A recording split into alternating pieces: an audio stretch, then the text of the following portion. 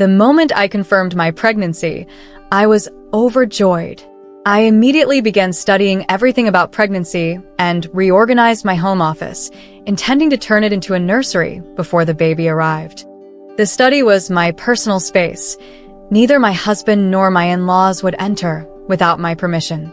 In one corner, I had a small cabinet where I kept my phone, water, and some of my private secrets.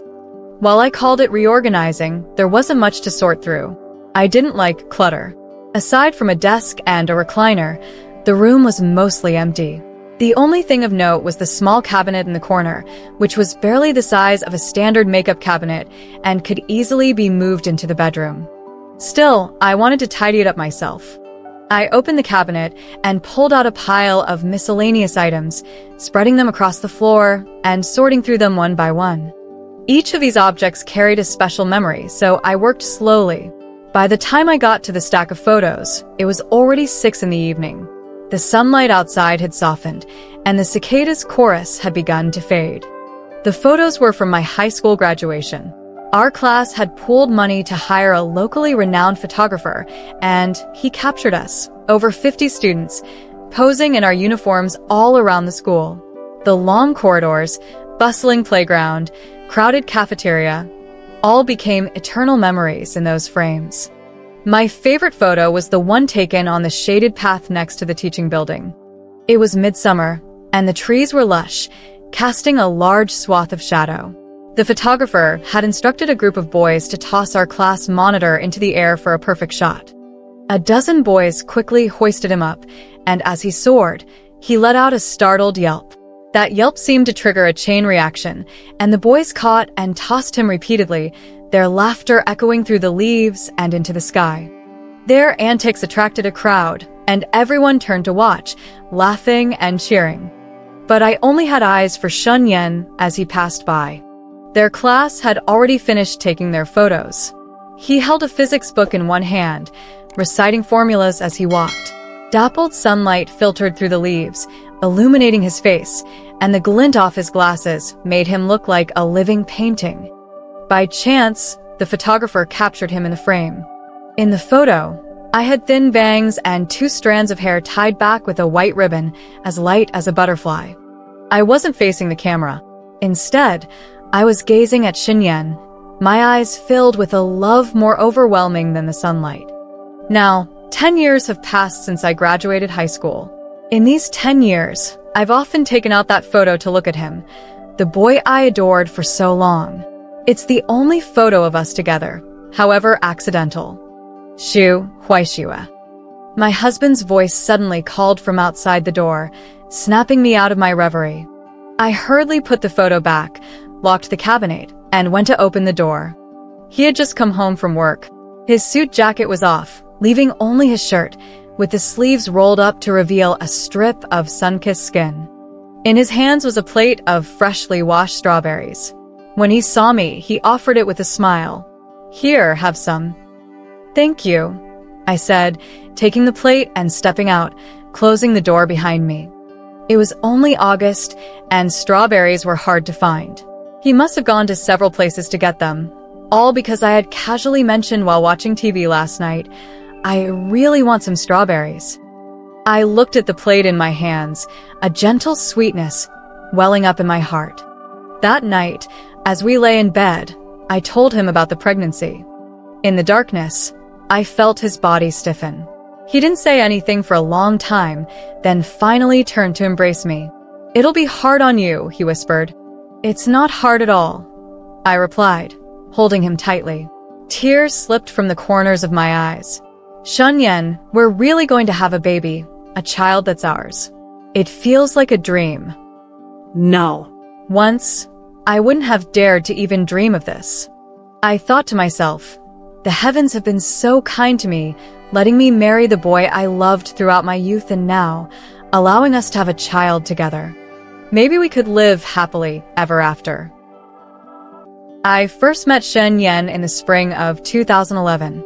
That year, after a heated argument with my father, my mother took me back to my grandmother's home in a fit of anger. My grandmother's home was surrounded by peach blossoms. Every spring, The entire village would be draped in a sea of pink petals, creating an unparalleled beauty that attracted many visitors. That day, as my mother and I sat in a taxi heading to my grandmother's house, we passed an ancient, flourishing peach tree at the village entrance.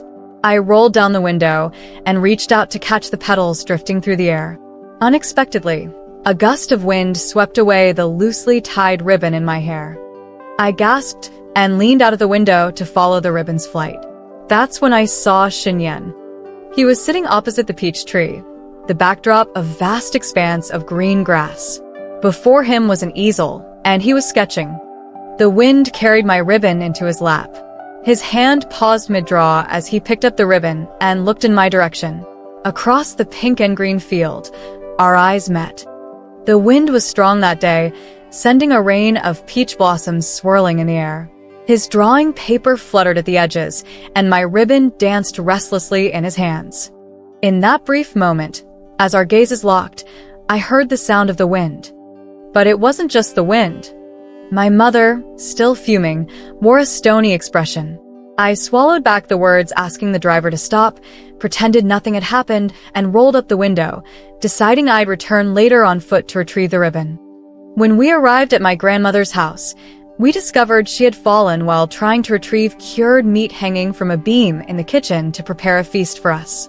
My mother and I hurriedly helped her to the clinic, and by the time we returned, it was already dark.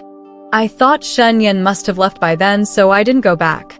But after dinner, with nothing to do, I wandered over and was surprised to see him still sitting there. The streetlights along the village entrance were all lit, their soft glow making it nearly as bright as daytime. A few people lingered along the pale yellow dirt path. Shenyan was still in the same spot. My ribbon had been neatly folded and placed atop his paint box, weighed down by a wristwatch. I quickened my pace, walked up to him, and bowed apologetically. "I'm sorry to have kept you waiting." "It's fine," he said, turning to hand me the ribbon. His beautiful almond-shaped eyes carried a natural hint of a smile as he made a request. "As a thank you, would you be my model for a moment?" Huh, I was taken aback. He pointed to his sketch pad, where he had drawn the scene of me leaning out of the taxi window that afternoon. The figure in the drawing was merely a silhouette, incomplete. "When you looked back earlier, it sparked my inspiration, but I can't capture it from memory alone," he explained, tilting his head to look at me. "Would you mind striking that same pose again so I can finish the sketch?" Okay. I readily agreed. That evening, I stood under the peach tree, looking back at him for 2 whole hours. His focused expression and every movement etched themselves into my memory. At 15, my heart blossomed more exuberantly than the peach blossoms around me. Years later, in my college dorm, when the conversation turned to past crushes, I recounted this memory to my roommates. They laughed, saying it was a classic case of falling for someone's looks. At the time, a popular saying on the internet was, "There's no such thing as love at first sight. It's just lust at first glance." I had no rebuttal, yet I was utterly convinced. Love at first sight is real. It's not superficial or shallow. It's an eternal moment, a lingering memory from which you can never quite move on. The second time I met Shenyan was 6 months later. It was during the opening ceremony of my first year of high school. As the freshman representative, I was giving a speech when a commotion at the back of the sports field caught my attention. While reading my script, I glanced toward the source of the noise. Out of the corner of my eye, I saw a girl with her hair in a high ponytail, blowing a bubble with gum. As she passed a boy standing with his back to the stage, chatting with someone, she suddenly kicked the back of his leg. Caught off guard, the boy stumbled forward, nearly falling, causing a small stir. When the boy regained his footing and turned around, I froze. The sight of his face momentarily disrupted my train of thought, and I paused mid-sentence. Thankfully, no one noticed my lapse. I quickly composed myself and continued the speech, while keeping an eye on the scene. Shenyan had turned around with a hint of irritation, but the moment he saw the girl, his anger melted away. A broad smile spread across his face as he said 2 words, likely senior. After the speech, I stepped down from the stage, silently calculating Shun Yan's class. When we first met at my grandmother's house, though I had felt a strong flutter of emotion, my upbringing urged me to be reserved. Asking for his contact information right then would have felt too abrupt and impolite. I had hoped he would return to the same spot the next day, so we could meet again naturally. But he never did, not the next day, nor the day after, nor any day after that. Even as my father arrived with a trunk full of flowers to make peace with my mother, and we returned to the city, he remained absent. I regretted it for a long time, wishing I had asked for his contact information. Now, reunited at school, I was determined not to let this chance slip away. High school classes were evenly distributed by gender. I was in class 1 and counting down from there, Shunyan was in class 6. As soon as the ceremony ended, I made my way toward class 6. The crowd was dense, and navigating the human flow was slow and difficult. By the time I arrived, he was nowhere to be seen. He must have left. Dejected, I adjusted my uniform and slowly wandered back. Our school had 5 classrooms per floor, which placed class 6 on the second floor. Instead of entering, I loitered by the flower beds, pretending to stroll while glancing toward the second floor corridor. He wasn't there either. Just as I was about to give up, I turned around, and there he was, walking toward me from a distance. But he wasn't alone. Walking beside him was the same girl who had kicked him on the field. He had one arm slung over her shoulder, leaning close and speaking to her with a playful grin. "Senior, look, I actually got into your high school. Aren't I amazing?" He looked like a puppy seeking praise. A lump formed in my throat, and the words I had planned to say stuck there, unspoken. In the 3 years that followed, I spent 2 of them watching Shinyan from afar. And most of the time, he was with that senior. I saw him give her candy, bring her breakfast, carry her on his back to the infirmary under the scorching sun, and defend her from bullies. I saw the same spark of affection in his eyes that I felt in my heart. But while my gaze was fixed on him, his was on her. In the final year of high school, after the senior had gone to college, Shunyan suddenly became quieter. I saw him studying in the cafeteria, memorizing words on the field, and engrossed in books wherever he went. In the last semester of our college entrance exam preparations, Shun Yen unexpectedly approached me. When he stopped me at the base of the school building, I was utterly astonished. "What's up?" I asked, trying to hide my excitement. He said, "We've met before, haven't we?" He still remembered me.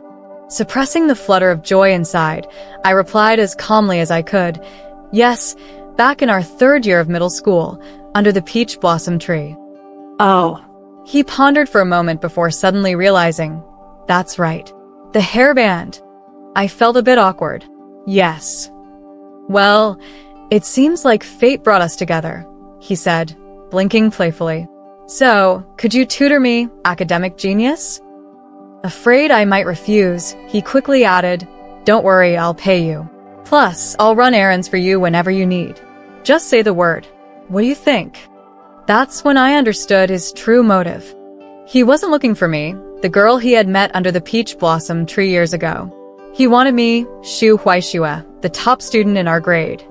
A tinge of disappointment washed over me, but I still nodded and agreed. After all, this might be the only way for us to have a connection. Those 6 months involving him became the brightest chapter of my high school life. During that time, the monotony of solving practice problems was infused with a scent of soap lingering on his clothes, and the oppressive afternoon heat was banished by the ice cream he brought me. Every corner of the school held new memories tied to him. On the sports field, he defended me by punching a classmate who called me a bookworm and was punished with 10 laps by the disciplinary dean. On the basketball court, while a crowd of fangirls brought him drinks, he chose to take the water bottle I handed him. In the arts building, he sat on the floor of the dance studio sketching the girls practicing their routines, marveling at how graceful they were. Time flew, and soon the college entrance exam loomed. In the final week before the exam, our homeroom teacher summoned me to the office, where the principal, the dean, and the academic advisor took turns giving me mock questions. They analyzed my mistakes, offered strategies, and piled me high with exam prep booklets. That week, I barely saw Shinyan. Hearing that the teachers were all coaching me intensively, he stayed away, telling me to focus on my studies. The last time I saw him was 2 days before the exam. After a grueling review session, I went to visit the exam venue and was preparing to head home when I ran into him. Casually taking the stack of study materials from my arms, he walked beside me and asked, "Which university are you aiming for?" Then he chuckled at himself. Silly me, of course the top student's going for Lyoda. I nodded, silently confirming. "What about you?" I asked. "Lyoda," he replied without hesitation, a hint of longing on his face. "Zhou Li's there." Zhou Li. That must be the senior's name. Bitterness welled up inside me. I wanted to walk away quickly, but couldn't bear to cut short our fleeting time together.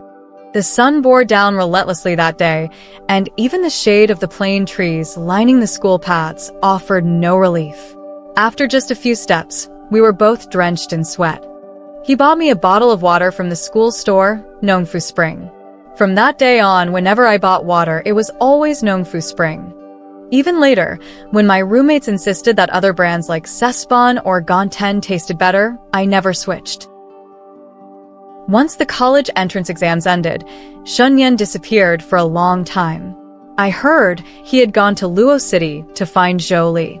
With no more studying to occupy me and Shunyan gone, I spent my days burying myself in the library. My mother complained that I was just like my father, completely clueless about enjoying life, and insisted I take up the cello. Looking at the massive instrument that was even taller than I felt an instant headache. I negotiated with her. "Can I learn to dance instead?" "Dancing is painful," she warned, but quickly added, "though it does wonders for a girl's poise." She agreed enthusiastically. "All right, we'll sign you up for dance classes." She wasn't lying. Dancing was excruciating. Many times, the pain brought tears to my eyes. But whenever I caught a glimpse of my reflection in the enormous dance mirrors, graceful and butterfly-like, I thought of how Shinyan might be stunned by my transformation and gritted my teeth through the pain. Within a month, I had mastered the basics. My dance instructor even praised me to my mother, saying, "Your daughter has incredible talent." To achieve this level in just 1 month is remarkable, though it's a shame she started a bit late. My genes are strong, after all. My mother beamed with pride. She spent all those years buried in books. I was starting to worry she'd turn into a total nerd. On the night our exam scores were released, Shunyan called me. He was downstairs, having brought back some local specialties from Luo City. I went down to meet him, and we strolled around my neighborhood. "How did you do?" he asked. "Top 50 in the province," I replied before asking, "And you?" 540, plus 20 bonus points for my ethnic background, 560. That's a full 100 points over the top-tier cutoff. His voice was filled with disbelief. "I never thought I'd score this high. It's all thanks to you. Many of the exam questions were ones you taught me." I hadn't expected such a high score from him either, and congratulated him warmly. We pored over the university admissions guide together. With his score, the best options were Lida and Haida. Both were in Lusher, in the same university town as Lyoda, just a few kilometers apart. Excitedly, I told him about these options and asked, "Which one will you choose?" Both have excellent reputations. If you want to keep pursuing art, Haida is the best art school in the country. I couldn't contain my excitement, speaking like a sales rep for the schools. But after I finished, he remained silent for a long time before saying, "I still plan to go to Luoda." Luoda was an ordinary Tier 1 university, not worth wasting his score on. Even without my personal feelings, I didn't think it was the right choice for him. I tried to reason with him. "I know you want to be with Zhou Li, but Xinyan, the college entrance exam, is a turning point in life. The choice you make now will shape your entire future. You shouldn't let emotions cloud your judgment." "I know," he said quietly. "I've thought it through." He was stubborn, unwilling to budge. Frustrated at my inability to sway him, I spent the next few days stewing in my room. Later, I heard he did end up enrolling at Luoda. Our homeroom teacher turned livid every time Shen Yan was mentioned. His parents nearly disowned him over the decision. Our interactions became sparse. On holidays, he would send out mass greetings. I usually ignored such messages, but I replied to every one of his.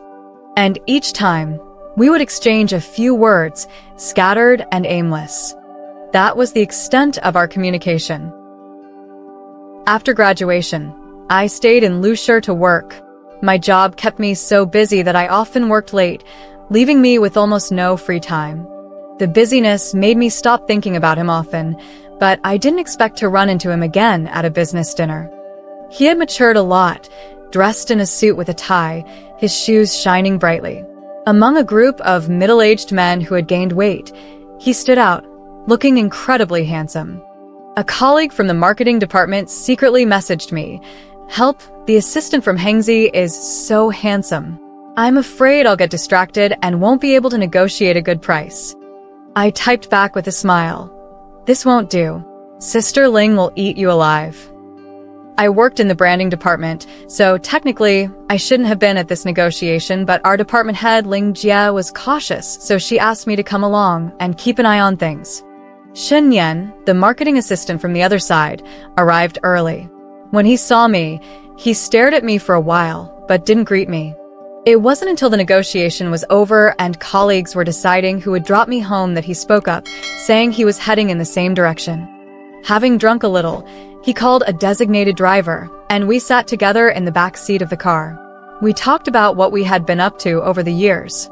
Then, I found a chance to test the waters. I suddenly realized I sprayed some perfume today. You don't think it'll make Senior Jolie jealous when you go back, do you? At the mention of Jolie, his dazed eyes briefly flashed with clarity before returning to a drunken state. He lowered his head, staring at his legs. We broke up. How could that be? I was surprised. You liked her so much. But she didn't like me as much, he said in a hoarse voice, tinged with a hint of sarcasm.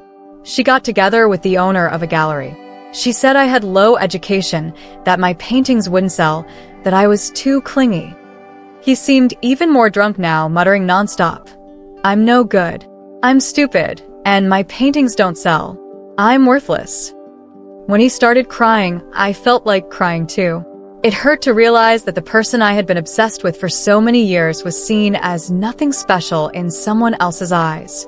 Summoning my courage, I leaned closer, turning his head towards my shoulder, and whispered into his ear, confessing all the years of secret admiration and longing I had kept inside. I told him everything, not to make him be with me, but to let him know he wasn't as worthless as he thought. He was a gem in others' eyes, a star shining from afar, someone who had amazed others' youth. By the end, I was crying uncontrollably. I didn't know what I was crying for. Maybe it was because after hiding my feelings for so long, I had finally expressed them. Or maybe it was the realization that after telling him all of this, we could never be friends again. Regardless, the tears were hot, falling onto his back, making him tense up. After a long time, he relaxed his back, moved away from my shoulder, and looked at me deeply. Do you still like me? My throat tightened. Yes, I do. The car drove into a dark road. The surroundings suddenly plunged into darkness. I took a while to adjust before I could see Shen Yan's face again. He was still staring at me. After a moment, one of his hands cupped the back of my head, and he planted a hot, passionate kiss on my lips. I froze, my mind going blank. The air in my mouth seemed to thin with each passing second. His lips were soft. I had wanted to try this for many years, but I never imagined it would happen under such circumstances. Though I hadn't drunk much that night, I was completely intoxicated by Shen Yan's kiss. So when he said, "Let's be together," I agreed without hesitation, even though I knew he didn't love me. Maybe it was just a whim. Maybe it was because he remembered the unrequited love he once had, wanting to fulfill a dream of mine. Whatever the reason, I accepted it all. I never expected that my relationship with Shen Yan would quickly progress to the point of discussing marriage, culminating in a rapid, impulsive wedding just a year later. Shanyan's parents were very pleased with me, and they were kind-hearted. Even though we lived together, there were no conflicts. I suddenly realized that Shanyan and I had never had any arguments. I had a gentle nature and didn't like to quarrel, while Shanyan was attentive and considerate, always fulfilling my wishes. Our relationship didn't resemble other couples at all. It was so peaceful that it almost felt unreal. It wasn't until the day I realized my period was late that things began to feel real. I went to the hospital for a checkup and found out I was pregnant. The atmosphere in the house became lively because of the baby. We remodeled the nursery and then went shopping for baby clothes and toys together. At the mall, Shanyan hesitated between a pink and a blue rocking horse. I don't know if it's a boy or a girl. How should we buy? My mother suddenly popped up from behind, grabbed both rocking horses and said, "Just buy both and leave the extra one for the second child." From then on, my mother's involvement in the shopping process meant everything was bought in doubles. When I returned home to see the entire room filled with double toys, I couldn't help but laugh and cry. Why didn't anyone stop my mom? Shanyan hugged me from behind, his hand gently resting on my belly. "It's fine. Your mom's right. We'll save the extra one for the second child." I blushed and lightly struggled in his arms. He kissed my earlobe. As the sun set, the room was bathed in a red glow. I had never felt so happy, as if I were walking on soft clouds, floating in the air. But I forgot that when you fly too high, it's easy to fall. At 41 weeks pregnant, I went for my last prenatal checkup. The hospital was bustling with people, the obstetrics department crowded with pregnant women and their families.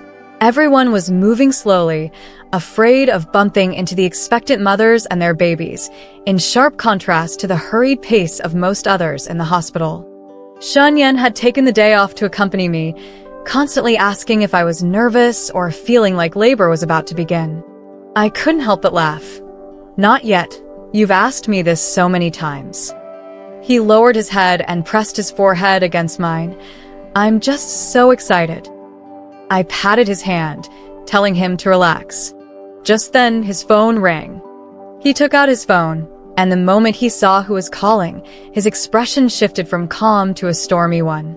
He froze for a while, then hid his phone behind him and lied, saying, "It's a call from my boss. I need to take this." I nodded and smiled gently. "Go ahead." In fact, my eyesight was sharp, and I had already seen the name on his screen. Lily. How ironic. He had saved his wife's name as Shu Huaishua, but for another woman, he had saved the name as Lily. After he left, I felt emotionally unstable, and the baby inside me seemed to sense it, kicking me hard. I quickly held my waist and sat down, trying to calm myself. "It's fine. They probably haven't been in touch for a long time, and he just forgot to change the contact name." Just as I finished convincing myself, Shanyan came rushing back, looking panicked. "I have an urgent matter to attend to.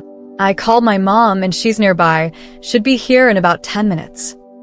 Shanyan. I wanted to call out to him, but as soon as he finished speaking, he left. I couldn't stop him, and my loud call echoed in the hospital. People around me looked at me with a mix of resentment and sympathy. I finally broke down. I was waiting for my last prenatal checkup, but my husband had left me alone because of a phone call from his first love. Suddenly, my emotions got the better of me, and my body reacted strangely. I felt pain in my belly, as if something was twisting inside, and my lower abdomen tightened. Liquid began flowing down the inside of my thigh. I wasn't sure if it was amniotic fluid or blood. I heard someone around me exclaim, "Doctor, this pregnant woman's water has broken." The surroundings grew frantic, and I heard hurried footsteps. Doctors and nurses rushed over, quickly lifting me to the delivery room, asking, "Where's the family?" I looked toward the entrance of the hospital, sadness in my eyes, and shook my head. He left. He left. The doctor's voice suddenly rose. How could they leave the pregnant woman alone at a time like this? Call him back immediately. It's fine. I stopped the nurse from calling my family. My mother-in-law is on her way. At that moment, my mother-in-law arrived. She rushed over, seeing my pained expression, and urgently asked the doctor, "What happened to my daughter-in-law?" The doctor scolded, "Where is your family? How could no one be here with the pregnant woman at such a time? Hurry up and sign. We need to get her to the delivery room."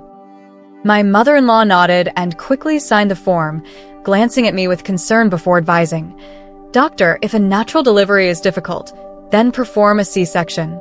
The safety of the mother is the most important." And then I was taken into the delivery room. When I came out of the delivery room, Xinyan had been called back and was being scolded by my mother-in-law. My father-in-law and my parents had also arrived. My mother was extremely displeased with Xinyan's irresponsibility, her face as dark as a thundercloud.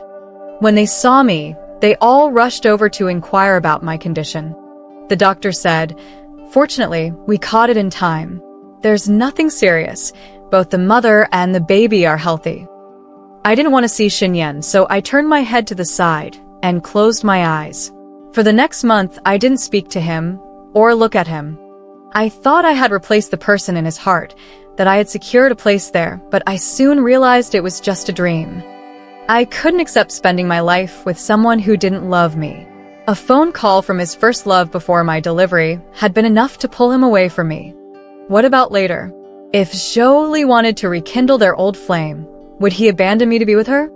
From the moment I collapsed into the chair, overwhelmed with helplessness and pain, Xinyan was no longer my husband in my heart. After being discharged, I took the baby and went back to my parents' home.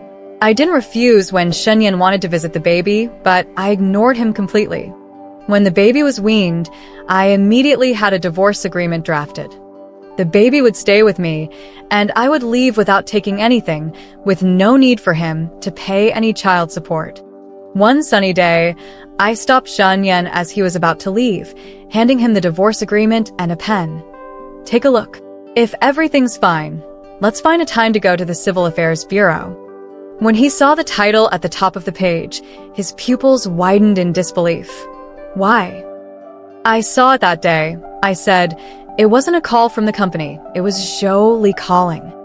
He looked lost for a moment, unable to remember what I was referring to, but after a while, he recalled that I was talking about the time when he left me alone at the hospital during labor.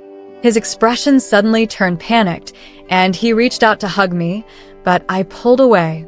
He repeatedly apologized. "I didn't mean to.